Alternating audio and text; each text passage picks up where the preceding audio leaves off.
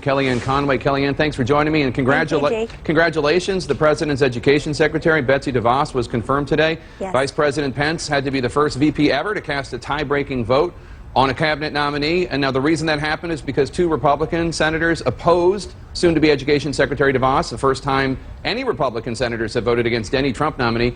Can you understand their stated concerns, these Republican senators, about what they perceive to be a lack of experience with the public school system? Yes, I respect the concerns, and I'm glad that they made them transparent in public. I think that's part of a healthy democracy.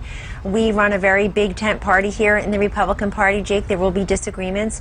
Very pleased that Vice President Pence cast that tie-breaking vote, and that Secretary DeVos will be sworn in just across the way here in the Vice President's ceremonial room at 5 p.m. today, and that she'll get on with the business of executing on the President's vision for education. He's made very clear all throughout the campaign and as President, he wants to repeal Common Core. He doesn't think that federal standards are better than local and parental control, for example, and he respects the fact that although public education works for many children in this country, including mine, it doesn't work for everyone, and that children should not be restricted in terms of their educational opportunities just by their zip code, just by where they live. We've got to look at homeschooling and charter schools and school choice and other alternatives for certain students. And so I think Secretary DeVos will be a very credible voice in that progress. A lot of Republicans on Capitol Hill were also upset when President Trump was asked about Vladimir Putin being a killer. And the president said the U.S. has, quote, got a lot of killers. You think our country's so innocent, unquote.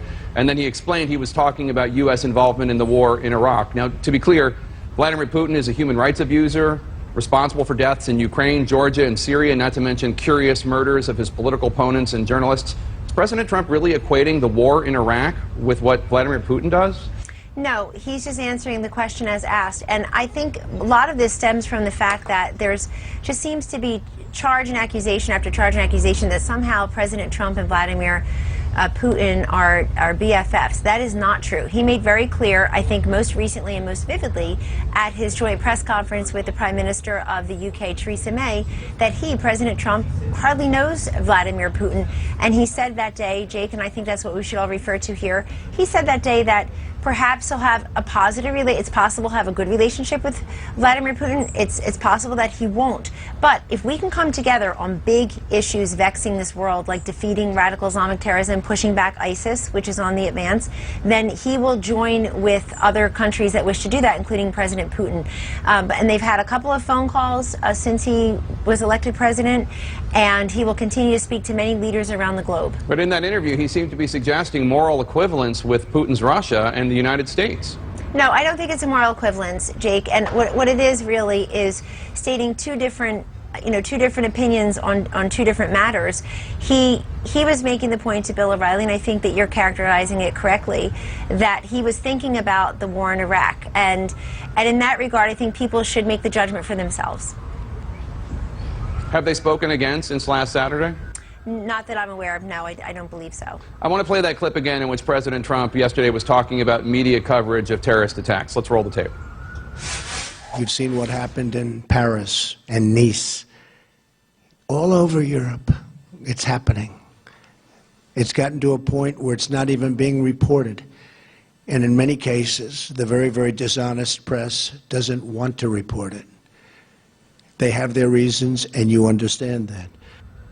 After he said that, the White House released a list of the attacks that he was supposedly referring to as, in his words, not even being reported. I want to put up some footage of CNN reporters covering the attacks on that list. I spent 2 weeks in Paris in 2015 reporting on the attacks. We also see on the screen dozens of my colleagues, Alison Camerata covering the bombings in Brussels, Chris Cuomo and Anderson Cooper reporting on the supermarket attack in Paris, Brooke Baldwin covering the attack in Nice, Victor Blackwell reporting on the shootings in San Bernardino. Kellyanne, CNN and other media organizations cover terrorism around the world all the time. Saying that we don't cover terrorism, that's just false.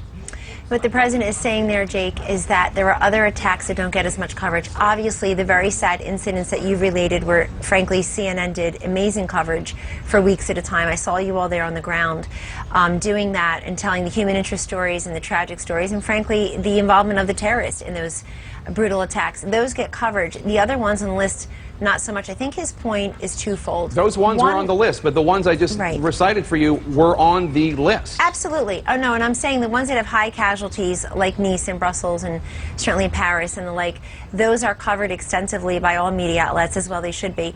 It's the other ones on the list. I think he's making 2 points here. One is that we just can't allow ourselves to become inured to terrorist attacks, to see it as the new normal. And so if we're not covering all of the many different attacks, and that they're all ISIL-inspired attacks, in this case, the ones that he was referring to in the list that was generated, as I understand, Jake, then we want people to realize that then that's what leads him to want extreme vetting from 7 narrowly prescribed countries in a very temporary way. Number two, the point that he is making is, according to the Tyndall report and other sources, we have inordinate coverage on candidate Trump during the Republican primary, 333 minutes on him, and really, I mean, 5 times as much coverage on him as these terrorist attacks, and frankly, more coverage by the major networks, at the very least, on Prince's death, the artist named Prince. Tyndall covers the 3 network evening news broadcasts. Well, that's right, they do. That's not reflective of the entire media. No, I understand, but I'm trying to tell you, you're asking me why he said this, and I'm responding to the question. Your spin about the idea that we don't want to be inured to that's a lovely spin, but that's not what he was saying, Kellyanne. He was saying the media does not cover these stories because we don't want to cover them, because we have some sort of agenda. That's what he was suggesting, and it's offensive given the fact that CNN and other media organizations have reporters in danger right now in war zones covering ISIS. And I just don't understand how the president can make an attack like that. There's no question about that. Well, first of all, I want to tell you, I don't intend it as spin. I'm crediting the coverage that CNN and your colleagues across the media gave to these high-profile and high-casualty, very sad, very vicious attacks. They were on the list of undercovered attacks. As were dozens and dozens of others. But I do know what the president's point was, because I've discussed it with him directly. And it's that we need to make sure that people understand that what was stated by Hillary Clinton, Secretary Clinton, in her convention speech, these are our determined enemies, is a really light way of referring to radical Islamic terrorism. He's willing to name it, and it was a big piece of his campaign. And frankly, Jake, if you look at the polls, including CNN's polls, national security and terrorism were important issues to many Americans. He made it a point to show real distinction there, and he wants to show a point as president in the real distinction, because there seems to be some coverage these days, maybe not here, but definitely elsewhere, that somehow terrorism is not a big problem, or somehow national security is all taken care of, and that's just not true. And I think when you're talking about his extreme vetting, he is making the point that that is in response to the threat of terrorism globally. I don't know who is making the case that terrorism is not a serious problem, though I do appreciate your citing a CNN poll. President Trump was clearly saying that the media does not cover terrorist attacks that we clearly cover, and he was saying we don't do it because we don't want to do it and because we have some sort of ulterior motive in that. That's not what you're saying right now, but that is what he's saying. But while we're on the subject of not addressing a terrorist attack, I want to ask you, in Quebec City last week, a white right-wing terrorist opened fire on a mosque filled with innocent men, women, and children. 6 people were killed. President Trump has not said or tweeted one public word about this. You want to talk about ignoring terrorism? Why hasn't the president offered his sympathy to our neighbors in the north? I know he's sympathetic to any loss of life. It's completely senseless, and it needs to stop regardless of who is lodging the attack. We of course are very sad about loss of life here, and he is talking about trying to stop terrorism and people who want to do harm to this country. And I'm sure in the case of our neighbors to the north, I'm glad that the Prime Minister of Canada is coming here next week. I'm sure they'll talk about that if he's coming soon, as I understand. But the fact is that I will ask him, he doesn't tweet about everything, he doesn't make a comment about everything, but I can tell you that the entire point that I do think has been misinterpreted many places about why he wants extreme vetting, in this case temporary and through 7 very narrowly prescribed countries that the Obama administration, President Obama's administration, Congress thought needed more, quote, serious screening. He is doing that in response to what he sees and he hears in his briefings as the advance and the continued threat of terrorist acts, not unlike the one that you're citing to our friends in the north. And of course, put us on record as always being sad about this as a senseless loss of life. He tweeted when there was that attack at the Louvre Museum where nobody was killed. I don't understand why he wouldn't tweet when 6 Canadian citizens were murdered, except for the fact that the undercover document that the White House distributed the other day, last night rather, also did not mention any attacks other than those committed by Muslim terrorists. And obviously radical Islamic terrorism is a big problem, but there are all sorts of kinds of horrific terrorism that take place. We saw some of that in South Carolina recently. And I guess the question is, are these victims any less dead than the ones killed by Islamic radical terrorists? No, not at all. And of course, Jake, you're right. If you look back at Orlando, Omar Mateen was born in this country, and that was an incredible, unspeakable tragedy. 49 innocent lives taken at the Pulse nightclub. But I'm glad that we're all, at least in agreement, it seems, that this is an issue that will continue, that this president says, and whether it's the lawsuits currently pending, the hearing tonight, or really litigation on the merits ultimately, that he believes his executive order is not just within his authority, but also his duty and responsibility to do what he sees best to try to protect the lives and the safety of Americans. It's temporary, it's narrowly prescribed.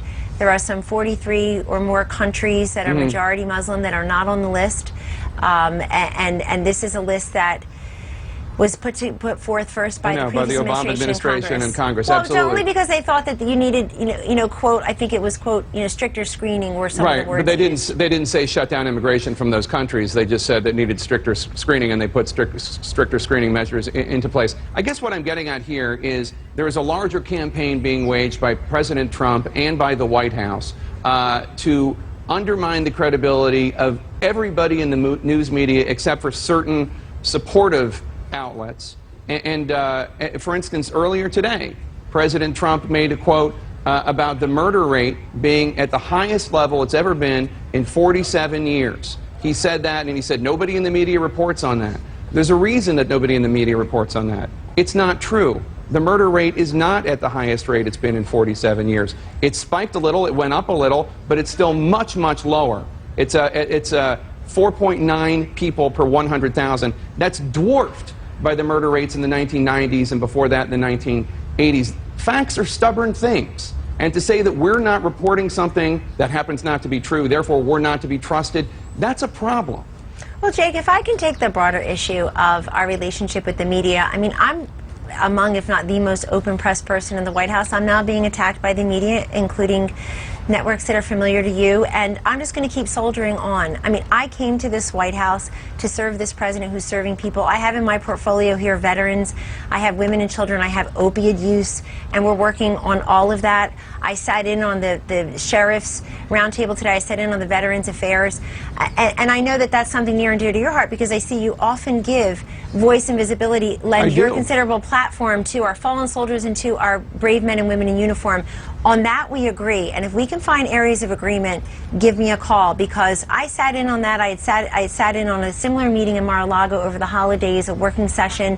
We had some of the top minds and leaders in healthcare here to the White House today, so they can advise specifically on Veterans Affairs issues. Not a single person there said, oh, President Obama didn't care. Nobody said that. It was basically, how do we move forward so that the structure is better, the responsiveness is better. I can't imagine anybody disagrees with President Trump when he says, if we don't take care of our veterans, who are we really as a nation? So if we can find areas of agreement. Not addressing what I just talked about. What we're talking about is the fact that the White House is waging war on people who are providing information, sometimes risking their lives to do so, saying that nothing we say is true. All of it is fake. I would much rather be talking to you about veterans issues. In fact, when it comes to the Trump administration, I would be much rather covering immigration, I would much rather be covering trade, and I would much rather be covering draining the swamp and counterterrorism. But instead, every day, there are these sprays of attack and sprays of falsehoods coming from the White House. It would be better if they were not covering from the White House, for me and for you. Agreed, and let me just say it has to go both ways. I mean, I do, Jake, I sincerely don't see a lot of difference in coverage from when he was a candidate and when he became the Republican nominee, the president-elect, and indeed the president. Some outlets, some people cover him the same way, and it doesn't have a great deal of respect, I think, for the office of the president, its current occupant. All I would say is, bias coverage, people talk about that. I think bias is easy to detect, and it's really in the eye of the beholder. What I would what I would put an olive branch out to you and your network is, how about more complete coverage? In other words, he's issued 20 or 21 executive actions since he took office, and it seems like we're covering one of them most days. I would love to talk to you about the human impact of opening up the Dakota and Keystone pipelines, of taking It caused tremendous chaos and confusion at airports all around the world. There's now a court case with your Justice Department. It's probably going to take it all the way to the U.S. Supreme Court. Of course it's a huge story. No, it is, but there are other stories. I'm just trying to, again, reach out and say, when we start doing opioid use, in a very meaningful way, along with the legislatures, law enforcement, the governors, talk about a bipartisan, if not nonpartisan issue, the veterans, then I really feel like, my big comment is that this White House and the media have joint custody of our country for perhaps the next 8 years. And count me as somebody who very much wants to find a way to make that work. But at the same time, I do have to say, when we read certain words being used to describe the President of the United States, it's never been done. It wasn't done about President Obama. It wasn't done about either President Bush, President Clinton, because people have a certain respect for and a recognition of the dignity for the office of the President. And so I am beseeching everybody to cool it down a little bit here and there. There are some stories that are false. There are some stories, I read them and I'm like, who are they talking about? Where does this happen? We're here serving in the White House. Have you or President Trump ever said anything incorrect? Have there any falsehoods coming from your mouths? Well, I did this past week, and I regretted it tremendously because I used the wrong word to describe something several times, and I'm sorry because I've spoken literally millions of words on TV, I'm sure. I've been on CNN over 1,000 times in my career, I'm sure. And you're referring to the Bowling Green massacre. Yes, I am, because I felt really badly about that, but I am glad that I felt badly about that, and I apologize and I rectify, but I want to say something else about that. I'm very happy to have raised awareness. I'm told by colleagues at ABC that by Friday, the highest trending article there was an article from 3 years ago on ABC.com, because it was what I was referring to when I was referring to two Iraqi nationals who came to this country and are still in jail, are part of al-Qaeda. I'm glad to have raised awareness. I'm sorry that I did it inartfully. I never meant to mislead. You cited a massacre that didn't happen. That's right. You said the media didn't cover it. No, what I meant is the media didn't cover the masterminds. The massacre happened in Iraq. The masterminds were here. The media did cover the masterminds. A little bit at the time, but again, but we're not covering it in terms of the extreme vetting. In other words, the judge, this is an important point. Yesterday, the AP had a fact-check story. I thought it was really well done. And I'm sure CNN covered it, Jake, but it's really important because the judge in the Seattle case, Judge Robart, asked the attorney, hey, how many people have been arrested since 9/11 from these 7 countries, would have been subject to this extreme vetting? And she said, I don't know. And he said, I'll tell you, the answer is 0. That's false. It is not 0. The 2 guys at Bowling Green qualify, a guy in Texas. It's not true. But Kellyanne, I guess the problem is, it is very difficult to hear criticisms of the media for making mistakes, and certainly the media makes mistakes. But it's very difficult to hear those criticisms from a White House that has such little regard, day in, day out, for facts, for truth, and who calls us fake news for stories that they don't like. Well, Jake, let me just say, we have a very high respect for the truth, and I can only speak for me, and I'm sorry that I misspoke. It wasn't like I was trying to get people to believe something existed that didn't. That's easy to figure out, even though the network I was on... You cited it a couple times before that one interview. Yes, you know that. Well, I was misquoting. I should have said masterminds, and I've talked about all that. But let me just say this on the broader point, that we have a high regard for the facts, but I want you to see some of the other facts that we're doing. I mean, the wages that are being boosted, the jobs that are being created, the people that text and write and email and stop us everywhere just to say thank you. It's a big country out there. You know that. You've covered it. It's a huge country out there of people who not just voted for him, but believe that he's going to improve their lives. Sure, millions of Americans, absolutely. I believe when you and I perhaps sit down and do the first 100 days or first 6 months or first year in office, you will find very quickly that there are people in this country who feel like their lives have improved because Donald Trump was the president. That's how presidents are judged over time, and that's how I think it's just based on the accomplishments. We're here, I'm personally here, and not a lot of other places, because of those people. And so, look, I hear you completely. And Sean Spicer's out there every day doing his press briefing. I'm happy to have the platform in CNN and other places to explain and to talk about what we're trying to do inside Are this we White fake House. news, Kellyanne? Is CNN fake news? No, I don't think CNN is fake news. I think there are some reports everywhere, in print, on TV, on radio, in conversation, that are not well researched and are sometimes based on falsehoods. All the palace intrigue stories, I can't even tell you. Think about how small our staff was and how small our budget was for a presidential campaign, Jake, that succeeded and saw things other people didn't see. We breathe each other's oxygen in the foxhole. We are all very close. And all the palace intrigue stories for a White House is just constant action, constant movement. They're just not true, and they're actually beside the point and hurtful. But I If you think people behind you don't leak, I'm sad. No, I'm sure. I will sadly disabuse you of that notion. I'm sure that's the case. But let me say something, I think, more pointedly, since you're talking to me, and I'm taking responsibility for something I said, and I'm trying to reach out and say, I am very open press. I've put out the olive branch. I'm on your show. Very much appreciate you having me and inviting me to be here. Just last week, while I was surrounded by a firestorm, a very prominent editor who's a contributor on a different cable news station, very prominent editor of a left-leaning site, outlet, emailed me and said, I'm about to run a story about your tweet on the Holocaust Remembrance Statement, but I wanted to give you an opportunity to respond. And I was at my daughter's play, and she was Annie, she was very good. And I emailed back, I said, did I tweet about that? And then he emailed back and he said, I'm so sorry, I'm hanging my head in shame. You carry on helping to run the country. That was a fake account. There's I'm told there's 10, 12, 15 parody accounts on Twitter about me, and people, responsible. Now, I could have lit him up. So it never aired. Well, it never ran. Right, but remember, because I stopped And the bigger issue with the Holocaust Remembrance Day statement, of course, was that it didn't mention Jews. No, you're talking about fake news. It's the presumptive negativity about us. It's always believing there's something negative. There's some nefarious motive. It didn't run. I can't really work up much sweat about a story that didn't run. Hold on, it didn't run because I got in the middle of it, but I'm not revealing his name because I know firsthand what it's like to have all the haters descend upon you. And I didn't. I'm glad that reporter did his job and reached out to you before publishing anything. Not everybody does. There's an article in the Daily Caller this week that I commend to everyone, which basically says the media's errors are starting to pile up in the Trump administration. And it lists 6 or 7 things that were said as fact that are just wrong, and people had to retract them. That's human nature, but it has to go both ways. How about the president's statements, Kellyanne? How about the president's statements that are false, like the murder rate is the highest it's been in almost half a century? False. How about the fact that the media doesn't report on terrorist attacks? False. I mean, you can talk about some jerk with some website making a mistake or almost making a mistake. Well, he's not a jerk. He's a friend of ours. All right, he's a very sweet guy. But you can talk about somebody almost making a mistake and not doing it. I'm talking about the President of the United States saying things that are not true, demonstrably not true. That is important, and arguably more important than whoever reached you at your daughter's play.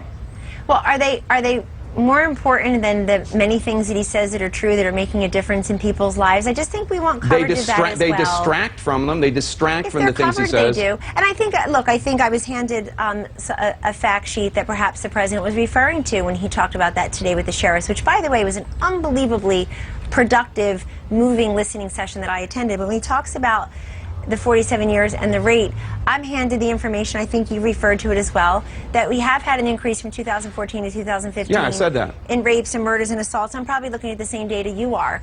And so he may have heard about a particular city. It's FBI crime reports. But it's FBI. It's to say that there was a spike in murder rates between 2014 and 2015 is true. To say we need to bring that down and we need to have law and order, all that fine. He said it's the highest murder rate in 47 years, and the media doesn't report it. And again, Kellyanne, the media doesn't report it because it's a lie, because it's not true. And for the president to say that is I can't even wrap my head around it. I'll give you the last word, and then I know you have to go. Well, I'm fine. I'm having a good time. Thanks again for having me. I think that I will discuss it, but I think he is relying upon data perhaps for a particular area. I don't know who gave him that data, but I will tell you about the Sheriff's Roundtable. I mean, this is the part where I'm talking about complete coverage. That was just an amazing, some of those sheriffs, we allowed the media in their entire time. That was the president's idea. He even invited the media into the Oval Office while the sheriffs came in there. to take some pictures, but at the actual listening roundtable, which is the most important piece of this, we heard from sheriffs who said they sat in those exact seats 6 months ago in a different administration, and they felt this time there was a president who actually asked them, what do you need? What is rankling you in your communities? And we heard to a person everything from asset forfeiture to opioid use, probably the most commonly stated thing, which of course I'm happy to have a piece of that in my portfolio here. We're going to be rolling that out very soon. It's something the president made a centerpiece of his campaign. He's greatly concerned about it. We'll be working with law enforcement, people on both sides of the aisle, families who have victims who talk about I would love to cover all of that, Kellyanne. Thank you. I would love to cover all of that. The attacks on the press, the attacks on judges, the falsehoods, all of that makes it very difficult. But I would love to cover all of that with you. Kellyanne Conway, thank you so much for your time. Jake. We really appreciate it. Just a few months ago, then candidate Trump promised to repeal and replace Obamacare.